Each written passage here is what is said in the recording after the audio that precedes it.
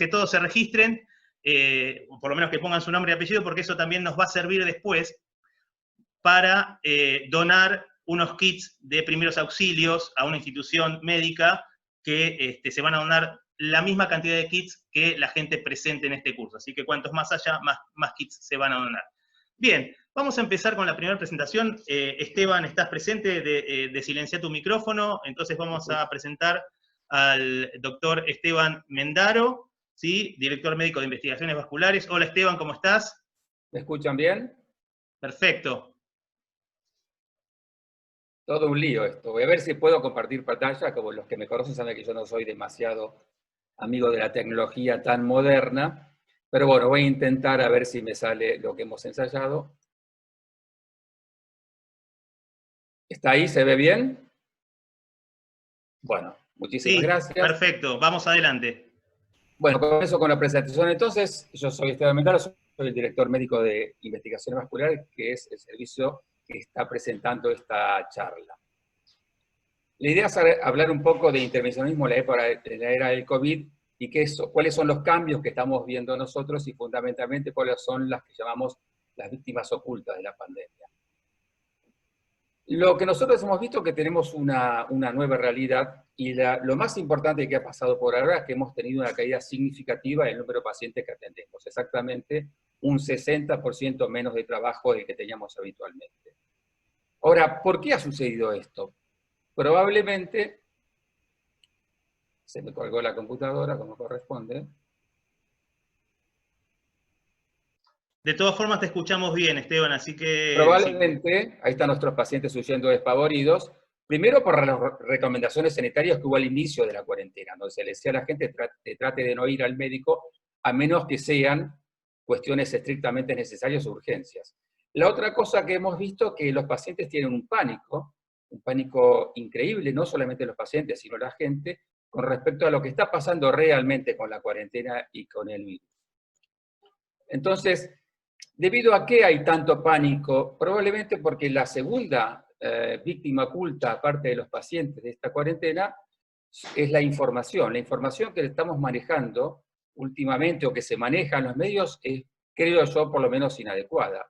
Y como ven ustedes, hay todo tipo de información, desde las fosas que estaban cavando en Córdoba, con personas vestidas con nivel de protección 3 bastante ridículos para hacer un cementerio, cosas tan ridículas como si hay gases con coronavirus, hay gente que habla de la maldita enfermedad, se cuentan los muertos por día, que es una cosa bastante curiosa, y después vamos a intentar ver qué significa eso, lo cual ha generado en los medios, en los medios un tipo de locura para tratar de hablar del coronavirus, los números de muerte. No se olviden de esto al principio, ya nos olvidamos, la gente enloquecida tratando de encontrar papel higiénico, agua mineral y otro tipo de cosas. Ahora, como decía en la década del 90, Gasalla era un personaje que era una reportera, los millennials no deben saber de lo que estoy hablando, pero bueno. ¿Cuál es la real realidad? Fíjense lo que pasa en nuestro país. Este amigo que está acá, el cigarrillo, el faso, tiene una mortalidad de casi 21 de cada 100.000, o sea que mueren por año 21 personas cada 100.000 de cáncer de pulmón. En otros países, como ven, es mucho más alta. Yo les voy a decir los números porque con la pantalla chiquita no es como la pantalla grande y es otra cosa que tuvimos que adaptar. Estos muchachos, los homicidios dolosos en nuestro país, afortunadamente han ido bajando. Y fíjese que, a pesar de esa famosa sensación de inseguridad, la probabilidad de que ustedes lo maten en Argentina es de entre 5 y 7 cada 100.000. Es realmente baja y comparable con otros países de lo que se llama usualmente el primer mundo. Ahora esto, los accidentes. Los accidentes sí nos deben preocupar porque se mueren entre 11 y 28, de acuerdo a la fuente. Hay tres fuentes que recolectan información sobre los accidentes. Y el año pasado murieron entre 28 y casi 30 personas cada 100.000 en accidentes de tránsito. Yo he sido víctima de al menos 2 accidentes de tránsito y la verdad que son extremadamente frecuentes. No he sido víctima todavía de ningún asesinato, afortunadamente. Y por último, el coronavirus. Fíjense cuál es la tasa de mortalidad cada 100.000 del coronavirus en la Argentina. Es de 2 cada 100.000. Esta es la cifra del día de hoy, que sale de que hay más o menos 900 muertos para 45 millones de habitantes. Eso le da más o menos 20 por millón, son 2 cada 100.000. Esa es la tasa de mortalidad, ¿eh? No es lo mismo que letalidad, es mortalidad. Es bajo en Argentina, porque Argentina evidentemente ha tomado algunas medidas que otros países no tomaron, pero en esta, que ustedes seguramente no ven nada, porque es muy chiquitita, pero sepan que el primero que está en la lista hasta mediados de mayo era Bélgica, con 84. Nosotros tenemos 2, Bélgica tiene 84. Todos los primeros países que están acá, Gran Bretaña, España, Italia, son todos países europeos. Recién empiezan a aparecer acá en naranja países americanos. Y Argentina ni figura acá, el último que figura es México con 13. O sea que nosotros realmente estamos muy bien con respecto a la mortalidad, número real con respecto al coronavirus. Este es otro cuadro que lo único que me interesa que vean es estas 2 líneas que están abajo. Esta es la mortalidad por edad, fíjense. Por debajo de los 50 años hay 2 líneas, una roja y otra naranja. La línea naranja muestra la mortalidad difundida por el Ministerio de Salud de Argentina a nivel nacional. Entonces, fíjense que por debajo de los 50 años prácticamente es menos de 1% de los pacientes que se enferman, obviamente no de la población general. Es bajísima. Esto es un poco a favor de luchar contra el miedo que genera en los pacientes y en muchos colegas el asunto de acercarse a los pacientes COVID. Empieza a aumentar más o menos a mi edad, yo tengo 57, y se va casi al 3%, a los 65 está en el 8.53% de los pacientes, y luego asciende casi hasta 1 de cada 4 en los pacientes de más de 80 años. Ahora, fíjense, esa a nivel nacional. Ahora, si ustedes llegan a centros que tienen gran experiencia en el manejo de estos tipos de pacientes, la mortalidad es casi 0 hasta los 65 años. ¿De acuerdo? Después disminuye casi a la mitad de los 70 y después se igualan finalmente. Pero es muy importante entonces tener en claro que de acuerdo a la edad que uno tiene, la mortalidad es baja y recién uno se asusta si tiene la infección, si es positivo, a partir de los 65 años, donde empieza a ascender la mortalidad. Ahora, ¿qué pasa ya que estamos hablando del personal de la salud? Fíjense, hay un trabajo serio publicado en abril de los chinos, donde ellos tuvieron 4,4% de los trabajadores de salud tuvieron COVID. Tuvieron 0,723 muertos, que corresponde a 0,7 de este total. La edad media era relativamente baja, aunque ellos dan todo el listado de las personas que se murieron. Importante que muchos de ellos eran jubilados que los recontrataron porque no tenían más personal para atender a los pacientes. De esos pacientes, de los 23, solamente 13 tuvieron atención directa al paciente, y lo más interesante es que solamente 2 de estos 23 muertos eran pacientes que estaban expuestos en lo que se llama medicina respiratoria, o intubaban o estaban con los pacientes en terapia. Y casi todos estos muertos fueron en las primeras semanas, seguramente debido a que se conocía menos y ellos estiman que tenían menos protección que lo que pasó posteriormente. Hoy a nivel mundial se supone que un 10% de todos los contagiados son médicos. Esto no es mortalidad, no mezclemos un poco las estadísticas.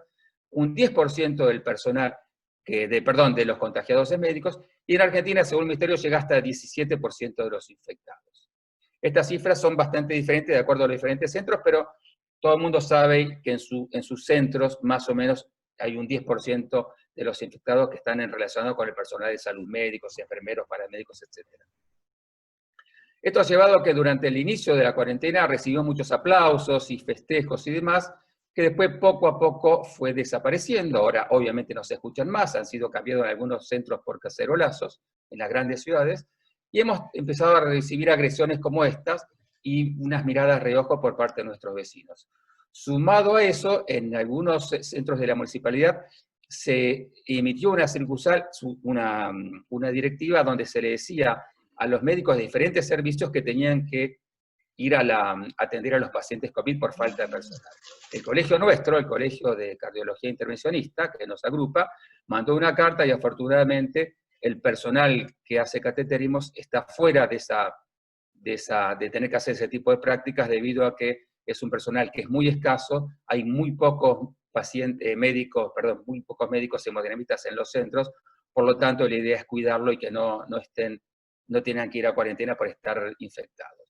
Sumado a esto, vamos viendo claramente que otra de las víctimas del coronavirus son los propios médicos. Fíjense que además de que ya no nos quieren tanto, además que nos hacen trabajar en cosas que no tenemos que trabajar, se ha caído enormemente los salarios, ya sea en los centros privados como públicos, debido a la pandemia. También en algunos centros se están acusando a los pacientes de las leyes de la pandemia, que son dos, la 204 y la 205, donde uno puede ser acusado de expandir una pandemia con penas que van entre los 6 meses y los 2 años, lo cual es bastante patético para un médico que está tratando de proteger a los ciudadanos. Esto ha llevado, además, entonces, parte de las víctimas de los médicos a un alto nivel de estrés, de problemas psicológicos y psiquiátricos, no solamente en Argentina, sino en todo el mundo, y esto está bastante bien estudiado. Como si fuese poco, tenemos que protegernos con la famosa EPP3, los equipos de protección 3, que es el nivel más alto de protección, en donde tienen que usar 2 pares de guantes, el hidrorrepelente, bueno, todo lo que ustedes conocen, las antiparras, el doble barbijo, el gorro, etc. Esto es, no sé si algunos de los que escuchan lo usaron alguna vez, pero es realmente muy complejo. Está todo empañado, hace mucho calor ahí adentro, a la media hora uno tiene ganas de tirar todo, es un lío sacárselo, también no es tan fácil como parece, y además provoca, como en estos casos, lesiones en la cara de los médicos. Otra gran víctima entonces del COVID son los médicos.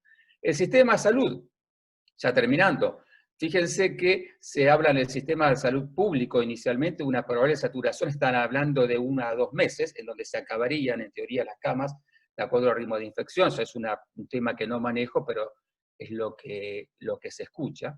Lo que sí se ha visto una disminución de la consulta presencial enormemente, y un aumento hasta un 700% de las consultas telefónicas.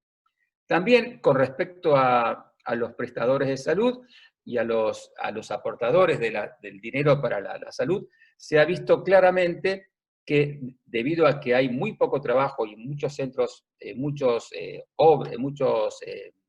ramas del trabajo están prácticamente paralizadas, como en la construcción, la industria textil, la industria comercial, claramente esos sindicatos o estos grupos de personas han dejado de recibir sus aportes y hacen que sea cada vez más difícil hacer frente a los gastos que genera el coronavirus. Por otra parte, si bien ahora hay menos pacientes, es muy probable que haya una enorme demanda contenida, que cuando se libere la cuarentena va a haber que afrontarla con los gastos que eso genera. Y por último, recuerden que el aumento de los costos que hemos tenido debido al coronavirus, básicamente, no quiero meter específicamente en el tema, pero lo que salen los test de COVID, lo que sale cada equipo de protección personal, que normalmente hay que descartarlos, la verdad que han aumentado enormemente el costo de la atención de los pacientes. Entonces, para ir terminando, ¿cuáles son las víctimas del coronavirus? Primero los pacientes, obviamente, son las primeras víctimas de esta enfermedad, de esta epidemia. Pero segunda, las que empiezan a aparecer como víctimas ocultas son los pacientes que no son COVID, por todo lo que dijimos. La información es una gran víctima del coronavirus, los médicos y el propio sistema de salud. Para terminar, yo espero que esta pandemia no termine con estos muchachos que son tan famosos, sino que termine con este más simpático que baila una música un poquito más divertida. Muchas gracias. Hola, Bueno, ¿se escuchó todo lo que dije? Se escuchó todo muy bien, Menos doctor mal. Mendaro. Lo único que no se te vio la cara, se vieron las presentaciones, pero se te ve un poco cortada la cara, pero bueno, la presentación se escuchó por lo menos desde acá perfectamente bien. Supongo que también los demás lo habrán escuchado bien, por las caras veo que sí, así que vamos bueno, a... no se perdieron nada si no vieron mi cara. Está bien.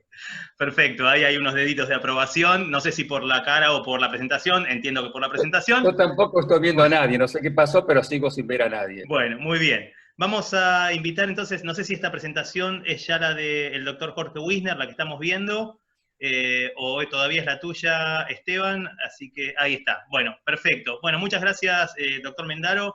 Vamos a pasar ahora entonces a la presentación del doctor Jorge Wisner. Jorge, ¿ya estás preparado ahí para la presentación? Empezamos a compartir pantalla. Muy bien, Jorge, entonces todo tuyo. Habla un poquito a ver si te escuchamos bien. Bueno, buenas tardes a todos. Perfecto, bien, adelante. Yo me voy a referir focalizando parte de lo que ya nos habló Esteban, de cuáles son las realidades con esta pandemia, cuál fue su impacto en todo lo que es la enfermedad cardiovascular. Como mencionó recién Esteban, esta pandemia provocó profundas modificaciones en el modo de atención, fundamentalmente incorporando la telemedicina. Estos cambios que en la medicina ocurren habitualmente en el término de meses o años se debieron aplicar y tener estructurados en pocas semanas. Inicialmente el temor que se transmitió a los pacientes con respecto a la propagación del virus ha tenido un efecto adverso, que es que los pacientes, por temor al contagio, han dejado de buscar atención médica, retrasando o no recibiendo tratamiento para patologías que tienen una gravedad igual o mayor que la del COVID-19.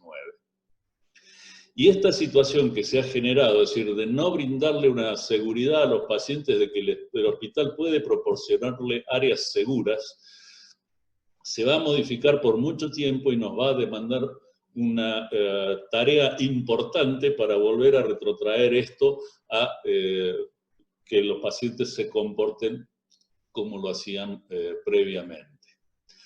El problema con el COVID es, primero, la falta de conocimiento sobre el germen, y segundo, que tiene una alta contagiosidad que lo hace crecer en forma explosiva, y la mortalidad por COVID estimada para los Estados Unidos para este año tiene valores similares a la de los pacientes con enfermedad cardiovascular o con cáncer, y eso es una cifra muy alta, pero lo que no debemos permitir que ocurra es que por asistir a esta gran masa de pacientes COVID perdamos la oportunidad de tratamiento en pacientes con enfermedades como las cardíacas, el cáncer o los accidentes cerebrovasculares.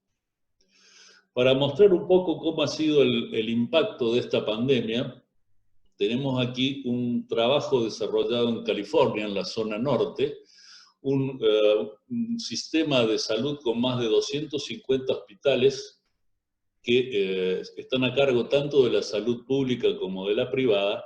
Hicieron una medición de la incidencia de pacientes tratados con infartos de miocardio por semana, expresados en la incidencia semanal por cada 100.000 habitantes, y con una población de más de 43 millones de pacientes por semana.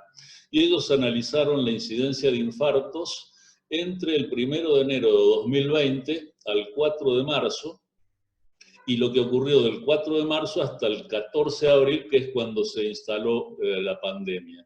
Y como método de comparación utilizaron los casos durante el mismo periodo de tiempo, pero en 2019.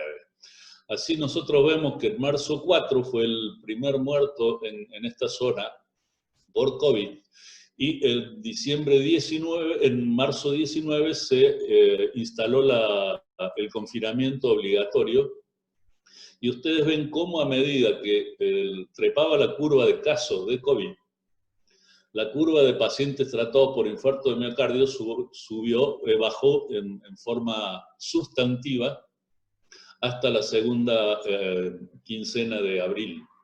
Si uno lo compara con lo que ocurrió en 2019, siempre la incidencia semanal de infartos tiene una variación temporal, pero no de la magnitud que tuvo en la época pandémica entre marzo y abril de 2020. Si nosotros vemos la tasa de eventos de enero a abril en el año 2019, vemos que más o menos se mantiene con ciertas variaciones, pero oscilando entre un 3,5 y un 4% por cada 100.000 habitantes. Si vemos lo que pasa en el año 2020, esa tasa de enero al comienzo de marzo fue alrededor de 4%, y a medida que avanzaban las semanas de la pandemia se fue reduciendo hasta un 2%, alcanzando una reducción superior 40%, es decir, 40% de pacientes con infarto que no se trataron. Si vemos las características demográficas, vemos que los pacientes tratados en la pandemia tenían menos antecedentes de enfermedad coronaria, de infarto previo y de angioplastia previa. Quiere decir que los pacientes que ya tenían esos antecedentes, que son los de mayor riesgo, son los que dejaron de consultar.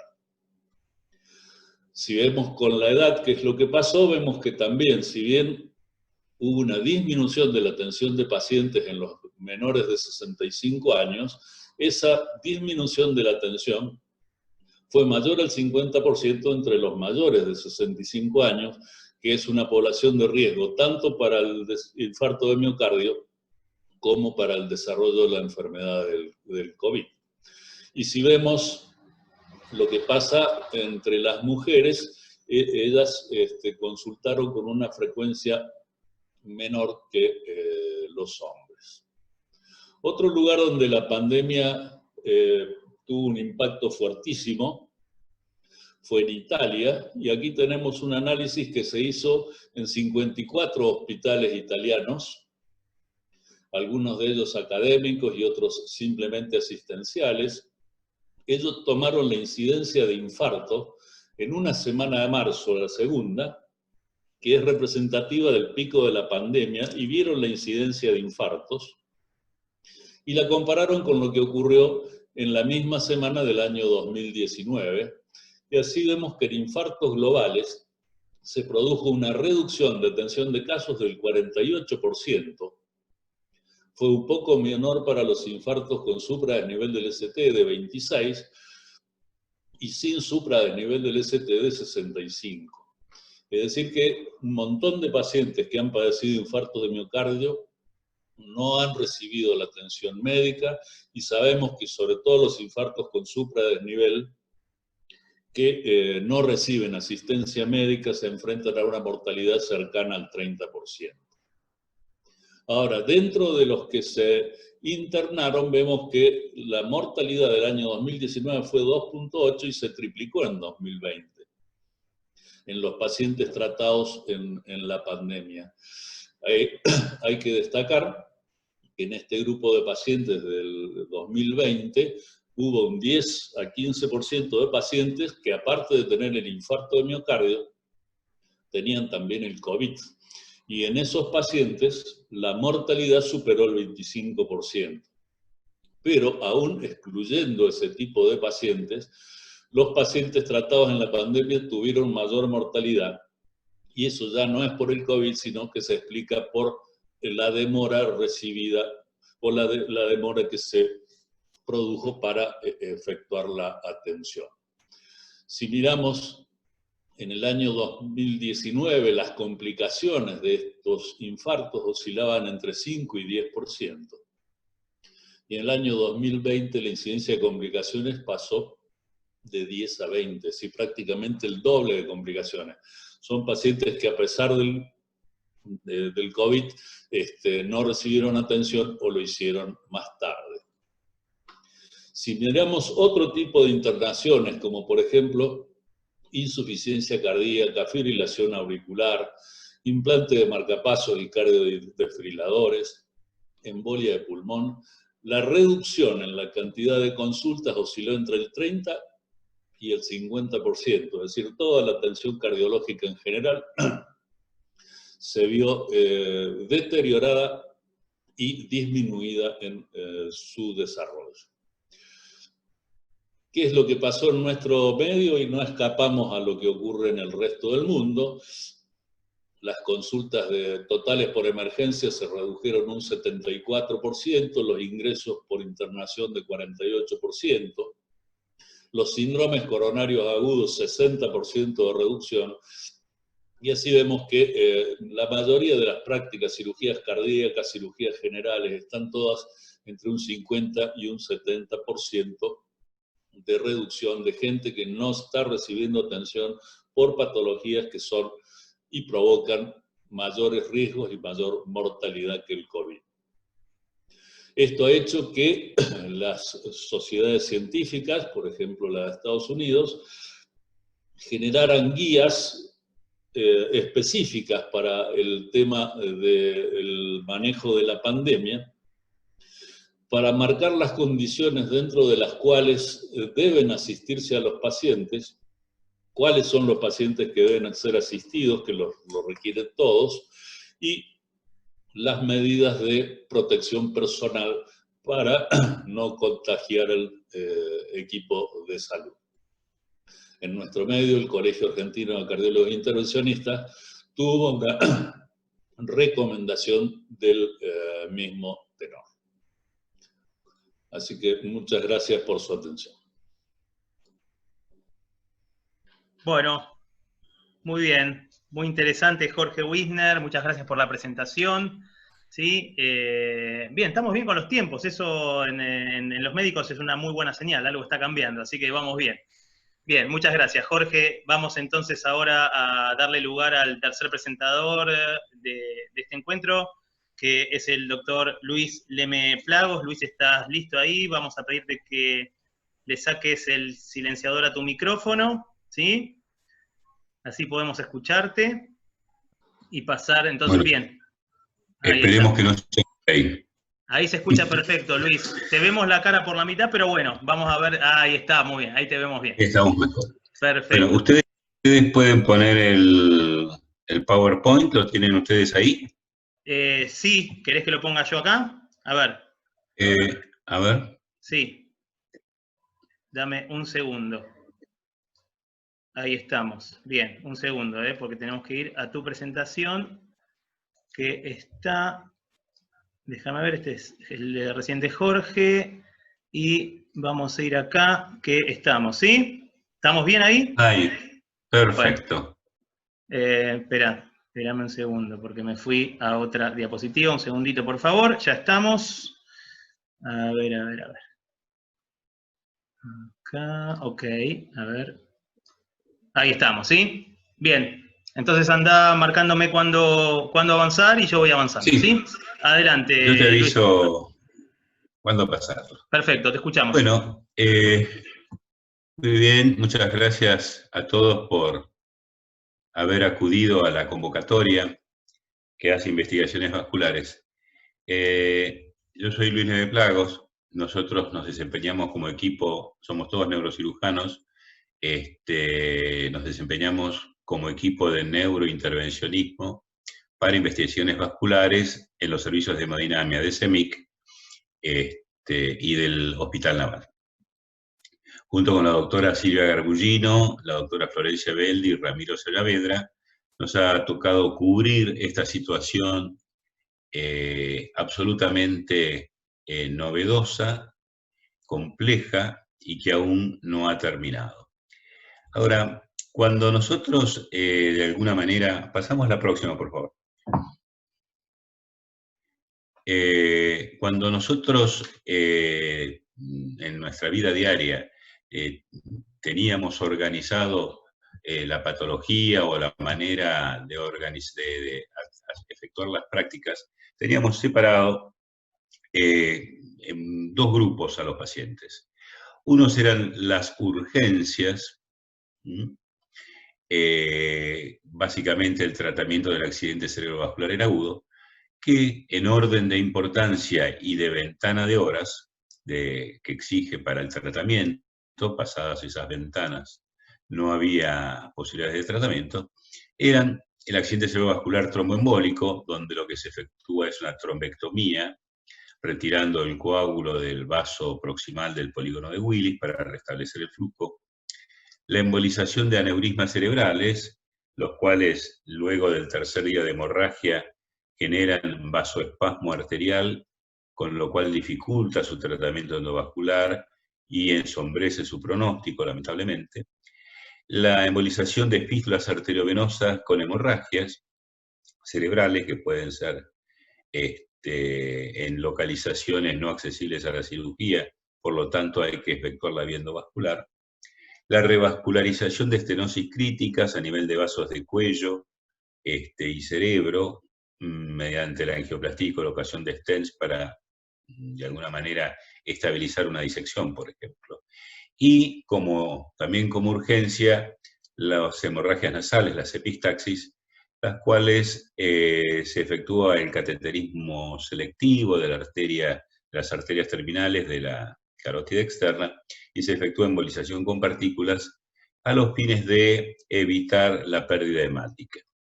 Esos 4 puntos que yo les acabo de comentar, 3 para el tratamiento del accidente cerebrovascular y 1 para la embolización de la epistaxis, pueden ser emergencias a resolver inmediatamente o urgencias dentro de las próximas 12 horas.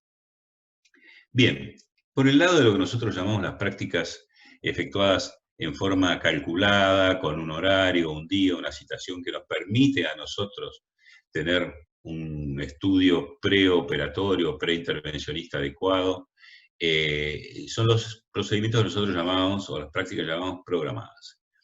Básicamente, las enumero, son las pruebas funcionales de oclusión transitoria de arterias participantes de la irrigación craneoencefálica, la angioplastía extra e intracraniana, cuando se detecta la misma ya en periodo subagudo, crónico o presintomático, la embolización de aneurismas, cuando los mismos han sido detectados de una manera incidental, por estudios o por neuroimágenes de otro tipo, no habiendo sangrado, la embolización de malformaciones y fístulas arteriovenosas de cerebro y médula, y la embolización preoperatoria de tumores, por ejemplo, los glóbulos yugulares, el fibroangioma de Cabum, los meningiomas intracraneanos. Bien, esas son las prácticas programadas. Ahora, si pasamos la próxima,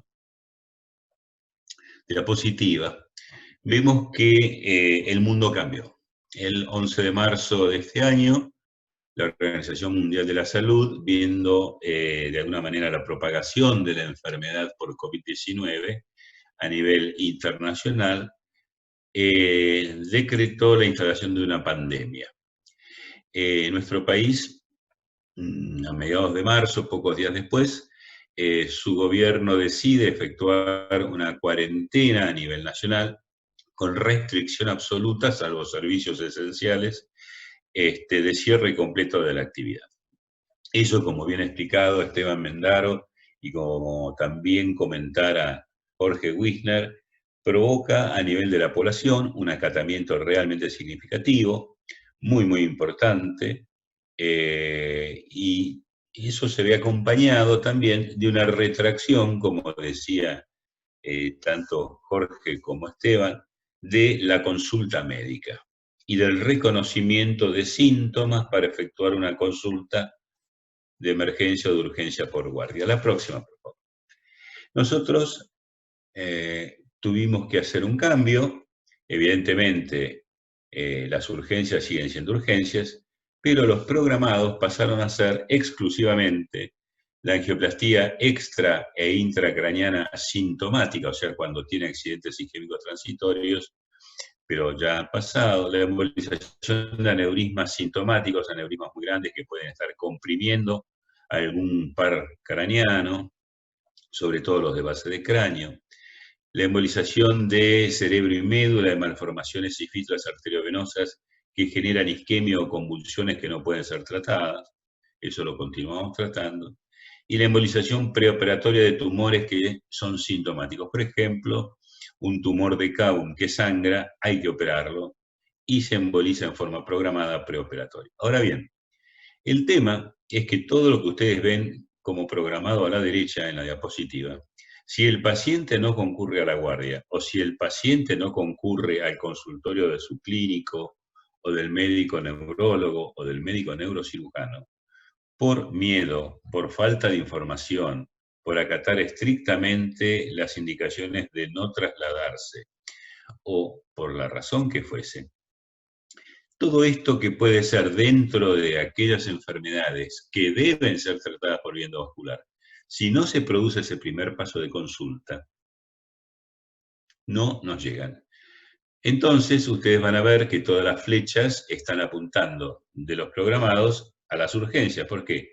Porque cuando nos llegan esos pacientes, tienen severos síntomas, y lo que puede pasar, vamos a pasar la próxima diapositiva, es que por demora en la consulta se haya perdido el tiempo de ventana terapéutica.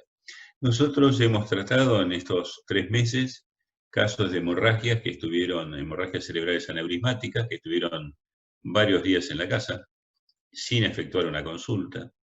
Hemos atendido pacientes con episodios de isquemia cerebral transitoria que no hicieron ninguna consulta y permanecieron en la casa. En fin, todo lo malo por la falta de espontaneidad y criterio del paciente, de su familia, de efectuar la consulta médica correspondiente. Pasemos a la próxima, por favor.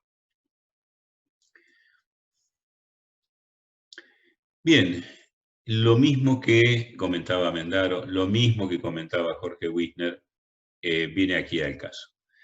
El tema es que nosotros estamos con una expansión de lo que es el COVID de una manera realmente llamativa. Las causas de muerte, y se empiezan a sumar las muertes diarias en los diferentes países. Principio de China no había mayor información, no había una información global sobre Europa.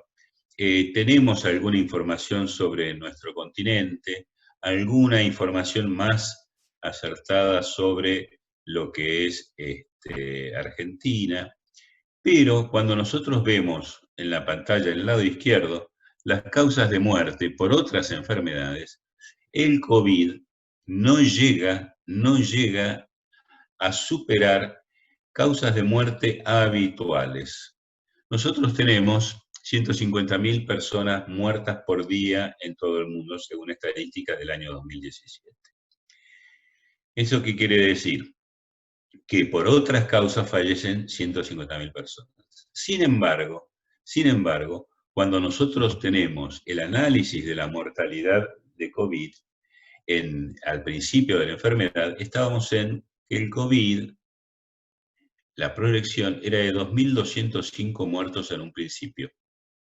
Y en el ACME del COVID en Europa Central y Occidental, no incluyo Rusia, que es otro inconveniente para obtener la información correspondiente, el COVID podía llegar a generar 5.000 a 6.000 muertos por día. Son proyecciones. Ahora bien, si nosotros analizamos la proporción de pacientes que fallecen o de personas que fallecen diariamente, porque también fallecen por suicidio, por accidente de tránsito, por abuso de drogas, en fin, más allá de las enfermedades clásicas que son la cardiovascular, la oncológica, etc., podemos notar que el riesgo de vida por el COVID en la población con respecto al total de muertes por día es realmente, no diría despreciable, pero estaríamos en una cifra extremadamente baja. De manera que, en la medida que nosotros no tengamos una restauración de la consulta médica a tiempo, vamos a entrar en un problema. Vamos a tener mortalidad aumentada, no por COVID, sino por falta de medicina. Y es precisamente lo que nosotros estamos planteando en este Ateneo virtual que estamos realizando. Próxima diapositiva. Muy bien, y esto es un homenaje a todos los colegas, médicos, paramédicos, personal institucional, personal de mantenimiento de nuestros hospitales que ponen en riesgo su vida todos los días para la colaboración con nosotros. Muchísimas gracias. Bueno, muy bien. Muchas gracias, Luis Leme, por la presentación. Te vamos a pedir entonces que si ya terminaste, dejes de compartir la pantalla, muy interesante. Y La pantalla la están compartiendo ustedes. Tenés razón, bien, entonces la dejo yo de compartir. Ahí está, perfecto. Bien, muchas gracias, Luis Leme, entonces, por la presentación. Gracias a los tres. Vamos a invitar nuevamente al doctor Esteban Mendaro a decir quizá unas palabras previas a las preguntas y al sorteo. Esteban, todo tuyo el micrófono. Bueno, la verdad que fue extremadamente interesante las conferencias, como siempre, de mis colegas que dan unas charlas tan didácticas y tan lindas. La verdad que me gustaría agradecer a Néstor y a Yael y a toda la gente de las chicas de marketing que se encargaron de organizar esto. La verdad que lo hicieron en un tiempo muy apremiado.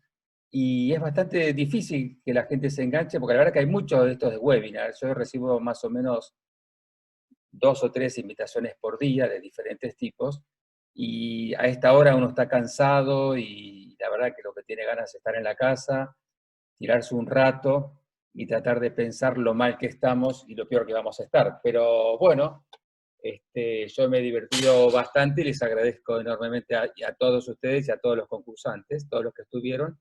Y si alguno tiene alguna duda, alguna pregunta, alguna sugerencia, yo la verdad que no soy un experto en epidemiología, ni en COVID, ni soy virólogo, soy simplemente un radiólogo intervencionista y es bastante complejo, por lo menos para mí, hablar de estos temas. Pero bueno, nos hemos informado mucho y quería ver si hay alguna opinión, alguna devolución por parte de la gente que está del otro lado. Bien, vamos a invitar entonces, si te parece, Esteban, a los que quieran preguntar, a hacerlo por chat, ya que somos muchos, por suerte. La verdad que fue muy buena la convocatoria, el trabajo que hicieron todos en tiempo récord. Y sí, vamos a darle lugar a preguntas a través del chat. Nosotros estamos acá mirando el chat, así que abrimos el espacio para consultas, opiniones, preguntas que quieren hacerle acá a los doctores. Así que, bueno, también les recordamos a los que no escribieron su nombre y apellido en el chat que lo hagan, así sabemos quiénes participaron, más allá de los nombres que figuran en cada pantalla, ¿sí? Que entren al chat, fíjense que el chat está aquí abajo, la opción chat, o la pueden tener también arriba, según el dispositivo que tenga cada uno, ¿sí? Y entran y ahí anotan alguna pregunta. Bueno, se abre la convocatoria. El primero que pregunte será respondido, ¿no? Todavía nadie ha preguntado.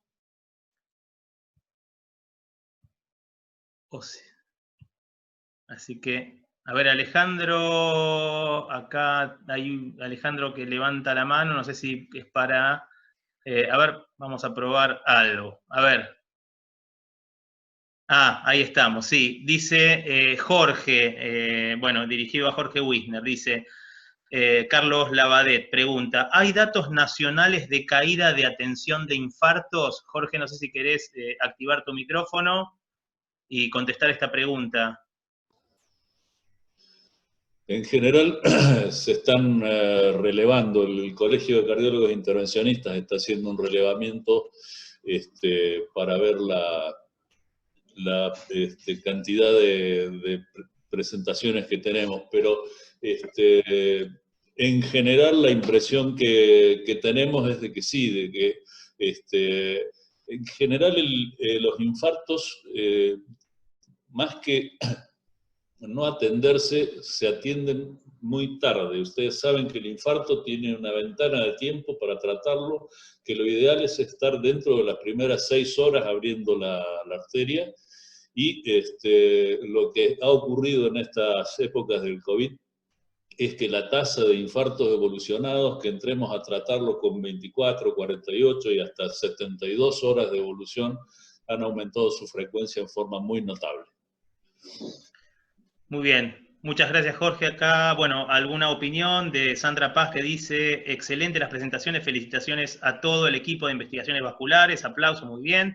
Después Eduardo de Toma pregunta a Esteban, si querés desmutearte Esteban, dice Eduardo, Esteban, ¿esta retracción para hacer consultas hoy no puede hacer que exista una saturación con posteridad al aislamiento? Sí, sin duda, es lo que llama la demanda contenida, así que es muy probable que cuando el aislamiento termine o la gente esté la vacuna, en su defecto, es muy probable que tengamos mucho trabajo. Los estamos esperando con los brazos abiertos, realmente.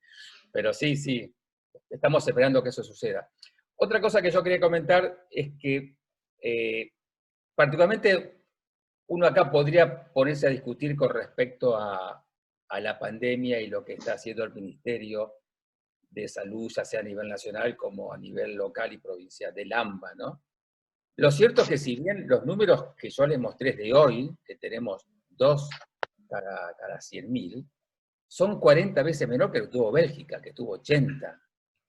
O sea, evidentemente, todo este esfuerzo que estamos haciendo todos y que hace el sistema, evidentemente hasta el día de hoy ha tenido unos resultados solamente si yo me baso en la mortalidad, que me parece que es, el problema de sacarlo, estas estadísticas es que es mejor, me parece que es más lógica la mortalidad, porque es independientemente del número de testeos que hay, la mortalidad.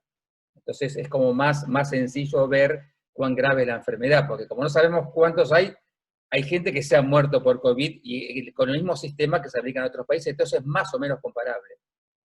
Y también hay que medirlo por año, entonces por eso me parecía interesante en el mismo periodo de tiempo compararse con otros países. Y no es como a veces uno ve en los medios que dice es como el ranking de los países que más gente se muere. Eso es absurdo, porque la cantidad de muertos de China tiene 3.000 millones de habitantes, o sea, por más que tenga 30.000 o 40.000, el número no es un número significativo, como lo dijo Luis por ahí. O sea, me parece que hay que hablar con esos términos, y si bien, digamos, la idea es, o lo que estamos comentando, es todos los trastornos que ha causado este tipo de confinamiento, lo cierto es que el número que tenemos hasta el día de hoy realmente es muy interesante por lo bajo.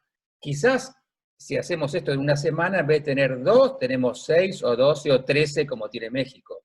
Pero lo cierto es que, a pesar de todo, y de lo incómodo y de la crisis y de todo lo que está pasando, el número es muy aceptable.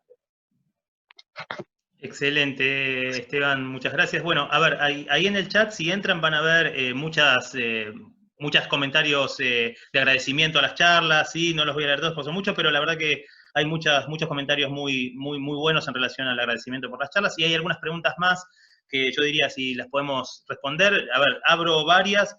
Por ejemplo, Alejandro Bongiorno pregunta, hago 2 o 3 y después cada uno toma la que quiere, ¿sí? Alejandro Bongiorno pregunta si se ha establecido testeo PCR previo a procedimientos, ¿sí? Después,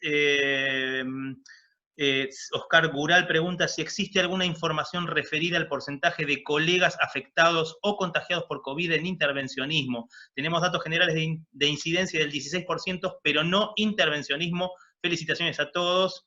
Y por último, Carlos Lavadet pregunta, ¿cuáles medidas instrumentadas en los servicios de intervencionismo ustedes creen que quedarán definitivamente? No sé si quieren agarrar alguna de estas 3 preguntas. Bueno, primero la segunda de Oscar, gracias por estar, Oscar. No tenemos datos. Personalmente no conozco a nadie, que no es una información, es muy anecdótico, pero no, y la cifra que vos manejás es esa. Pero no conozco a nadie, no. Y lo que sí conozco son los datos de algunos centros, en donde, curiosamente, por ejemplo, hay un centro que tiene 54 gente del personal infectados, y ellos, por el seguimiento epidemiológico, solamente de los 54, 13 se lo contagiaron en su tarea habitual, digamos. El resto se lo contagió ellos asumen que lo contagiaron en un lugar que no era el hospital. O sea que no necesariamente los que se contagian y están dentro del cuerpo de atención sanitaria se lo contagian en el hospital. La primera pregunta también te la respondo yo, ¿cuál era? Si se ha establecido un testeo PCR previo a procedimientos. Sí, eso es una excelente pregunta. Yo lo tenía puesto en la primera charla que armé, que después la desarmé por completo, y me insultaron bastante los que estaban encargados de coordinar todo. Y es que eso, inicialmente, los diferentes centros no se pedía, digamos, nosotros estamos dentro de instituciones, o sea, nosotros tenemos que seguir las normativas de cada institución. En el Hospital Naval, puntualmente, desde hace unos 20 días, no se interna ningún paciente que tenga hecho un test COVID en el hospital o con 24 horas de anticipación. O sea, todo paciente que se interna y va a ser sometido a un procedimiento, tiene que tener un test de COVID. Si el test de COVID es negativo, se queda internado, obviamente no se va a su casa, y al otro día se hace el test. Si es positivo, sigue la ruta normal de aislamiento de los pacientes que tienen COVID positivo. En otros centros, no, cada centro tiene alguna técnica diferente. En uno de los centros se le hace una placa de tórax, se le toma la temperatura, el famoso triage que todos ustedes conocen, pero ahora, por lo que veo, me parece que hay una tendencia, y creo que esto va a ser cierto, que prácticamente no se va a admitir, creo yo, pacientes sin test de COVID, salvo que sea urgencia. Y a la emergencia que no se puede hacer un test de COVID, se lo trata como si fuese COVID. Eso es un poco la normativa que yo estoy viendo. Pero ¿por qué ese es el problema? Porque en el hospital hubo un día que de 6 test que hicieron de PCR, le dieron 4 positivos completamente asintomáticos. Si ese paciente que era asintomático se opera y después desarrolla síntomas, toda la gente que estuvo en contacto con él, automáticamente hay que aislarla. Entonces, en muy poco tiempo, uno se puede quedar prácticamente sin personal médico, paramédico, o de mantenimiento, de lo que fuese, por eso, administrativo. Entonces, por un lado, eso baja los costos de no tener que tratar a todos los pacientes como COVID, a pesar que el test de COVID tiene su costo, pero por otro lado, no va a proteger, creo yo, no va a disminuir la mortalidad que hagamos test de COVID, pero sí va a disminuir la cantidad de gente que se va a enfermar. Ojo, cuando yo hablo de mortalidad, no digo que enfermarla la pasa bien, porque de los que se enferman, si bien un gran porcentaje son asintomáticos, hay un porcentaje de alrededor de un 10% que la pasan mal y un 5% va a ir a terapia, y un porcentaje de eso va a llevar respirador, que no es una cosa muy agradable, ¿no? Yo hablo de mortalidad porque me parece más significativo. Pero bueno, vamos a evitar que esa gente pase por eso. Pero sí creo yo que la tendencia es que a partir de estos días, casi todo paciente que se interne va a terminar haciéndose un COVID. Bueno. Yo voy a agregar lo de Esteban, en lo referido a la pregunta que habían hecho que va a cambiar en las salas de hemodinamia.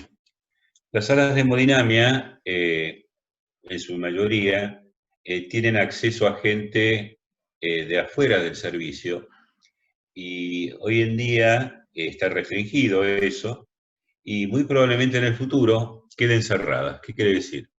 Que para ingresar al área de la sala de hemodinamia se va a cumplir como si fuera un quirófano absolutamente cerrado, en el cual no puede haber visitantes ni médicos que sean ajenos al servicio, que no entren vestidos de manera adecuada, y tampoco administrativos, ni gente, paramédicos que no sean del servicio, por ejemplo, laboratoristas, etcétera, etcétera. Lo mismo que las camillas no van a poder ser las camillas de traslado dentro de la institución, sino que tendrán que ser camillas con un acceso limitado y restringido, luego de lo cual vendrá una camilla propia del servicio. El distanciamiento social va a continuar siendo la primera medida a tomar preventiva. Y segundo, hay otra razón que es de hecho y que explicaba muy bien Esteban: no se puede hacer un PCR a todos, no solo a los pacientes, sino al personal de las instituciones todos los días, porque hay muchos que son portadores en etapa de contagio, pero que se encuentran asintomáticos. Entonces eso va a producir una profunda modificación en lo que son nuestros servicios. No sé qué opinás, Esteban, Jorge, respecto a esto. Sí, en principio estoy de acuerdo. Yo creo que gran parte de las medidas que estamos tomando y la forma de trabajar van a persistir en el futuro. Primero, es decir, todavía no terminamos de pasar la primera hora, no sabemos si llegamos al pico de la pandemia o estamos por llegar, pero en muchos sitios y desde antemano se preveía que esto podía llegar a haber hasta 3 olas de recontagios de COVID, es decir, que esto se va a mantener en el tiempo. La vacuna, por rápida que esté, que hay alguien que habla de que pudiera estar lista para el mes de septiembre, entre que se termine de desarrollar la vacuna y haya suficientes dosis como para aplicarla a nivel planetario o a nivel país y tener el efecto de la vacuna, yo creo que se va a demorar mucho tiempo, así que me parece que todas estas modificaciones y técnicas de protección que comenzamos a utilizar con la pandemia se van a mantener en el tiempo, por lo menos más de un año seguramente, y creo que estos sistemas de reuniones a distancia, la telemedicina también va a ser otra cosa que han venido para quedarse. Es decir, son cosas que se estaban desarrollando lentamente y esta crisis del COVID lo ha acelerado en forma notable. Bien, muy interesante. Creo que ya casi no tenemos preguntas. No sé si alguno de los doctores quiere agregar algo más. Si no, ya estamos medio en horario y pasaríamos al sorteo. y creo que por lo menos los comentarios acá que se leen en el chat son todos muy buenos, hay muchos comentarios, agradecimientos, así que creo que bueno, que podemos ir al cierre, ¿sí? Y los que quieran volver a ver esta charla, está siendo grabada y está siendo transmitida en directo en streaming por YouTube, por nuestro canal, que es Idea Viva. Después se las vamos a pasar a Investigaciones Vasculares para que la suban en su propio canal, así que en los próximos días va a estar disponible allí, ¿sí? Así que, si les parece bien, vamos a ir cerrando, vamos a pasar entonces al sorteo de vamos a sortear 2 relojes cuentapasos, ¿sí? Para los que se inscribieron en esta charla, y bueno, y también vamos a donar kits médicos al Hospital de Clínica por toda la gente que asistió a esta webinar. Así que vamos a hacer lo siguiente, vamos a compartir la pantalla aquí. Aquí tenemos a todos los inscriptos, ¿sí? Están los apellidos, como verán, alguno de ustedes se encontrará. Están todos acá, para que sea transparente el sorteo, ¿sí? Todos ven ahí, ¿no es cierto? ¿Estamos bien? Bien, así que vamos a sortear estos 2 relojes. A ver, vamos a filtrar los duplicados, y a ver si quién sale ganador. Chan, chan, chan, chan, momento de tensión. Bien, Weingast y Villagra, ¿sí? No sé si están presentes acá, si no después nos contactaremos con ellos. Vamos a anotar acá los apellidos, ¿sí? ¿Está acá alguno de los ganadores? Si no, nos contactaremos después. Bien, Weingast y Villagra entonces son los ganadores de los 2 relojes cuentapasos. Investigaciones Vasculares va a estar donando estos kits de primeros auxilios al Hospital de Clínica. Y bueno, les agradecemos muchísimo a todos la participación. Gracias a los doctores Esteban Mendaro, Jorge Wisner y Luis Leme Plagos por este trabajo, por estas presentaciones súper interesantes. Y nos volvemos a encontrar en un próximo evento, si les parece. Muchas gracias a todos y nos vemos la próxima. Hasta luego.